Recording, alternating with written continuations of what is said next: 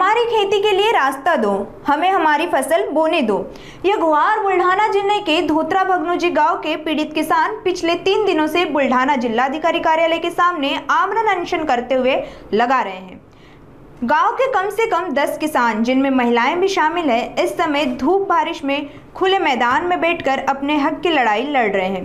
धोत्रा भगनोजी गांव के 14 किसान पिछले 3 दिनों से जिलाधिकारी कार्यालय के सामने आमरण अनशन पर बैठे हैं।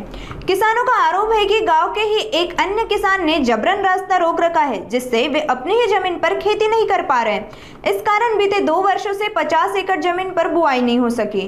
किसानों ने ग्राम पंचायत, तहसील और राजस्व अधिकारियों से कई बार शिकायत की, लेकिन समाधान नहीं हुआ। आंदोलन में महिला किसानों की भी भागीदारी है, जिन्होंने प्रशासन से गुहार लगाई कि उन्हें उनकी जमीन तक पहुंचने का रास्ता दिया जाए। प्रशासन की ओर से अब तक कोई ठोस कदम नहीं उठाया गया, जिससे किसानों में आक्रोश है। उन्होंने चेतावनी दी है कि जल्द रास्ता न मिला तो आंदोलन और उग्र होगा।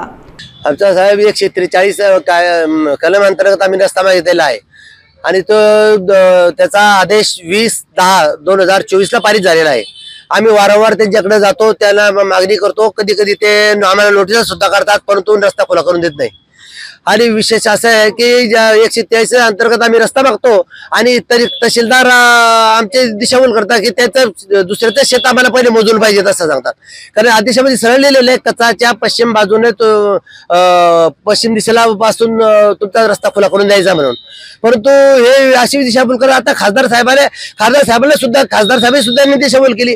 कारण विषय आम्हाला इथं चिखलीमध्ये आदेश झाला तर चिखली अपील कुठे होईल?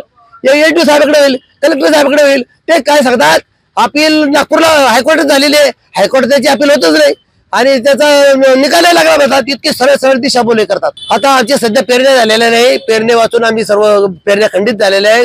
आमच्या शेजारील पिकं जवळजवळ 2 फूट पिकं झाले आणि आम्ही आज ते पिकं पाऊस धरून राहिलो। त्यामुळे त्याचं धरल्यापेक्षा इथं कलेक्टर साहेबांच्या कार्यालयासमोर आम्हाला मरायचं आहे। एक तर त्यांनी आम्हाला रस्ता द्यावा किंवा आता आम्हाला तर असं वाटतं त्याला इच्छा मरणाची परवानगी द्यावी त्यांनी आम्हाला।